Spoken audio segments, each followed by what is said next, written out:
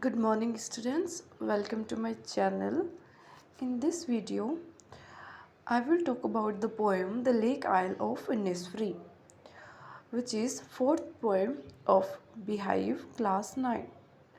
इस वीडियो में हम Beehive Class 9 की इंग्लिश की बुक की fourth poem the lake Aizawl of Innisfree के बारे में डिस्कस करेंगे. So let's start. I will arise and go now, and go to Innisfree, and a small cabin built there of clay and wattles made. 9 beans rows will I have there, I hive for the honey bee, and live alone in the bee loud glade. So first of all, I want to tell you that this poem is written by William Butler east. ये जो poem है वो William Butler east के द्वारा लिखी गई है. और विलियम बटलर ईस्ट जो थे वो खुद आयरलैंड से थे, लेकिन वो लंदन में रहते थे. उन्होंने ज़्यादा अपना लाइफ टाइम जो था वो लंदन में स्पेंड किया था. सो लंदन की जो लाइफ थी वो काफ़ी ज़्यादा हैक्टिक थी. सिटी लाइफ जो होती है बहुत ज़्यादा बिजी होती है.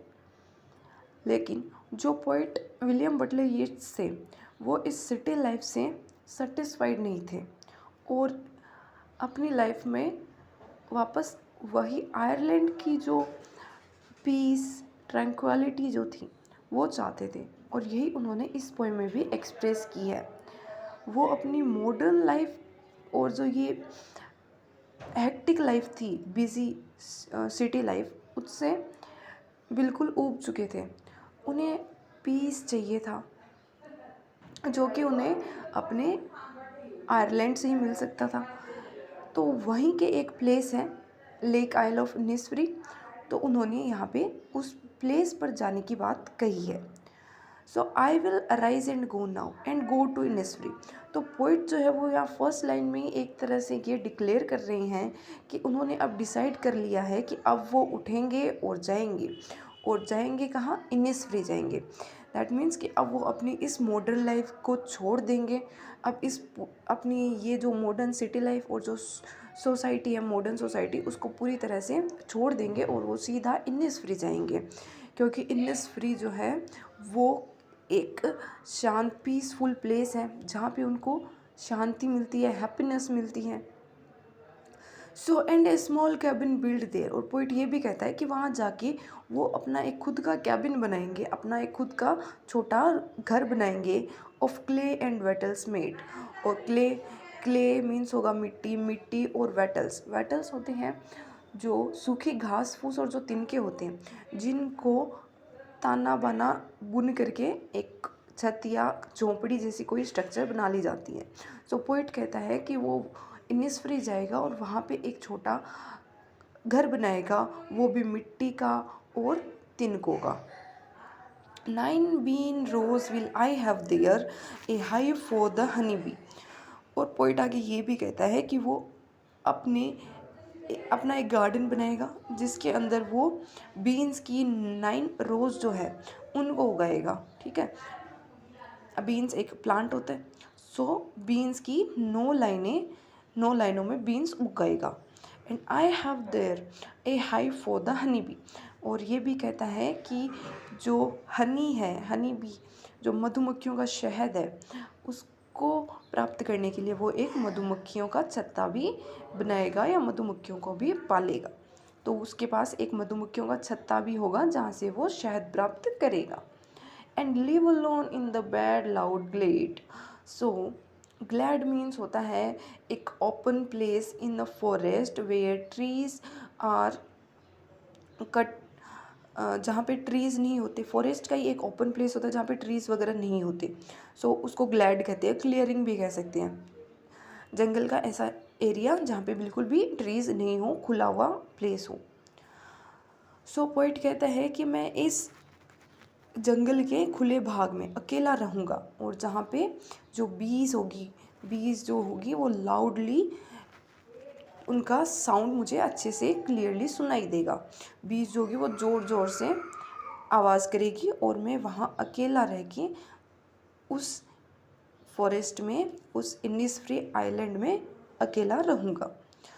सो एक तरह से हमें यहाँ पे पोइट ये बताना चाहता है कि वो इस सिटी लाइफ की जो भी हेक्टिक लाइफ स्टाइल है उससे पूरी तरह से ऊब चुका है, इसलिए वो एक ऐसे प्लेस में जाना चाहता है जहाँ पे वो बीज की आवाज़ सुन सके, जहाँ पे वो 9 बीन्स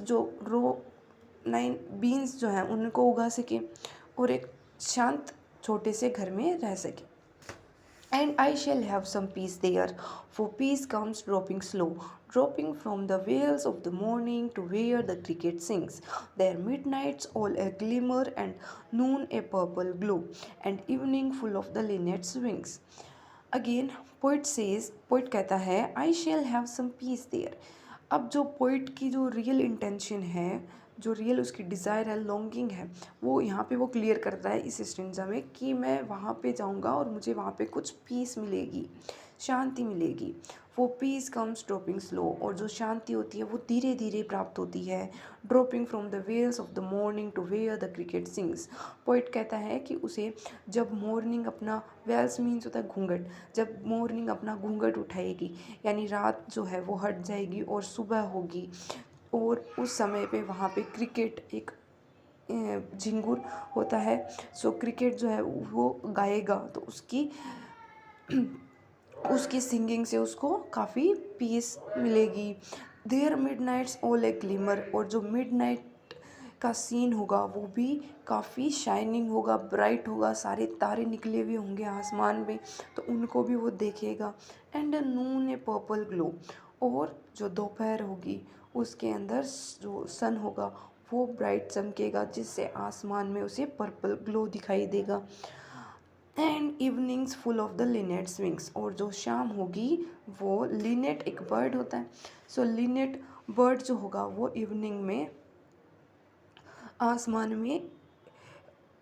आसमान जो होगा लिनेट बर्ड की विंग से भरा होगा। लिनेट बर्ड्स जो होंगे वो उसको शाम को दिखाई देंगे।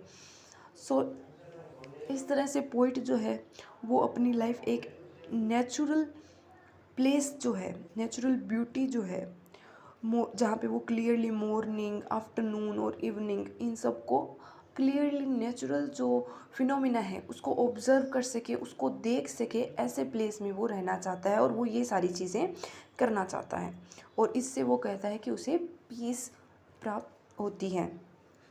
आई will arise and go now for always night and day. अब पोइट यहाँ क्लियरली कहता है कि अब वो पूरी तरह से डिसाइड कर चुका है, अब वो डिक्लेयर कर रहा है कि वो वहाँ पे जाएगा और हमेशा के लिए, हर दिन हर रात वो वहीं पे बिताएगा, अपनी पूरी लाइफ वो वहीं पे बिताना चाहता है। Lake isle of Innisfree. I hear the lake water lapping with sounds by the shore while I stand on the roadway or on the pavement's grey. I hear it in the deep heart's core. So poet कहता है कि उसे lake water जो है वो जब किनारे पर, शोर पर आता है तो उसकी धीमी धीमी जो आवाज़ है पानी के बहने की वो उसे सुनाई देती है। जब झील का जो पानी है वो तट पे टकराता है तो उसकी जो आवाज़ आती है, लहरों के उठने की आवाज़ और उनके तट पे गिरने की जो आवाज़ है वो उसने कई बार सुनी है। जब वो while I stand on the roadway और ऑन द पेवमेंट्स ग्रे, जब वो रोडवेज और पेवमेंट्स ग्रे, और जो ग्रे कलर के पेवमेंट्स होते हैं, फुटपाथ जो होते हैं जो ग्रे कलर से कंक्रीट से बने हुए होते हैं, और जब वो रोडवेज पे खड़ा होता है तब उसको उन लहरों की आवाज़ें सुनाई देती हैं। सो पोइट यहाँ पे I stand on the roadway और ऑन द पेवमेंट ग्रे, यहाँ पे क्लियर कर रहा है कि वो अभी क्या है, सिटी में रह रहा है।